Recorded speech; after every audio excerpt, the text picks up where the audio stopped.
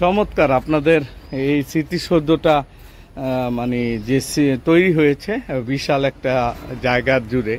তো এই জায়গা জুড়ে তৈরি হওয়াতে দৃষ্টিনন্দন হয়েছে অনেক। আসলে শহরের যে স্থাপনাগুলো তৈরি হয় দর্শক, সেগুলো মোটামুটি আপনার অল্প জায়গায় তৈরি হয় এবং ঘনবসতি হয়ে যায়। আর এখানে দেখেন স্মৃতিসৌধটা, আমি আপনাদেরকে একটু আশেপাশের অঞ্চলটা ঘুরে ঘুরে দেখাচ্ছি।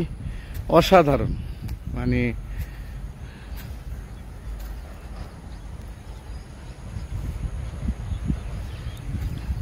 প্রতিটা দিক দেখেন। এখানে ভিতরেও কিন্তু যাওয়া যায়, আমি এক সময় ভিতরে গিয়েছি। এই যে দেখেন এখানে ভিতরে যাওয়া যায়, আপনাদেরকে একটু দেখাই, কারণ এগুলো হচ্ছে এমন একটা নিদর্শন স্থাপনা যেগুলো দূর দূরান্ত হতে মানুষ দেখতে আসে। তো আমি আপনাদেরকে আজকে চেষ্টা করছি স্মৃতি স্তম্ভটার মানে ভিতর অংশটা দেখাতে। দেখেন এখান দিয়ে বের হয়ে মানে আমরা আবার আরেক পাশে চলে আসছি। এখানে সাউন্ড কিন্তু মানে ডাবল হয়। হাই হাই হ্যালো দেখেন চমৎকার। ও পাশে ওটা হচ্ছে কানকা। তো দেখেন আমি এক দিক দিয়ে ঢুকলাম, আরেক দিক দিয়ে বের হলাম, আবার ঠিক এই দিক দিয়েও ঢুকা যায়, আবার ওই দিক দিয়ে বের হওয়া যায়। প্রত্যেকটা এভাবেই করা হয়েছে।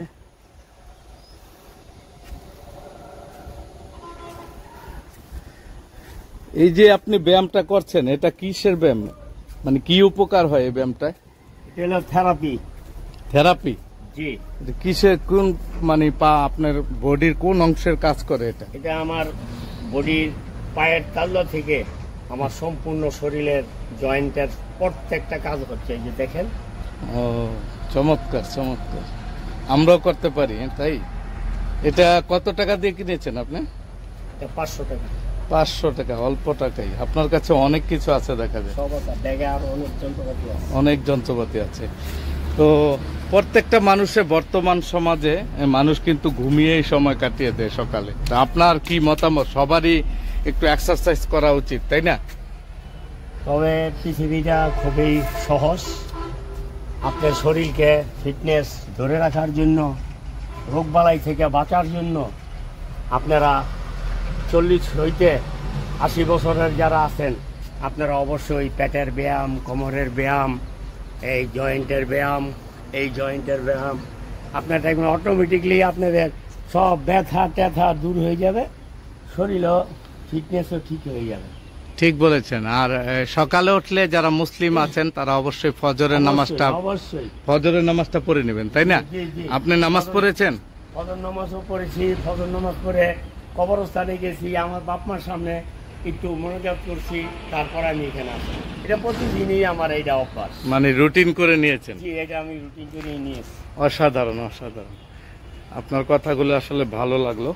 দর্শক, সবারই একটু ফিটনেস ধরে রাখার উচিত, এবং উনি যেটা বললেন যে বাবা মায়ের জন্য একটু খেদমত করা উচিত। আসলে প্রত্যেকটা সন্তানের উপর কিন্তু একটা দায়িত্ব হয়ে দাঁড়ায়, যখন বাবা মা চলে যায় তখন তাদের জন্য দোয়া করা, মুসলিম যারা আছি আমরা দোয়া করা, এবং বাবা মায়ের জন্য আল্লাহর রহমত কামনা করা। যেমন আল্লাহ পাক কিন্তু আমাদের একটা দোয়াও শিখিয়েছেন।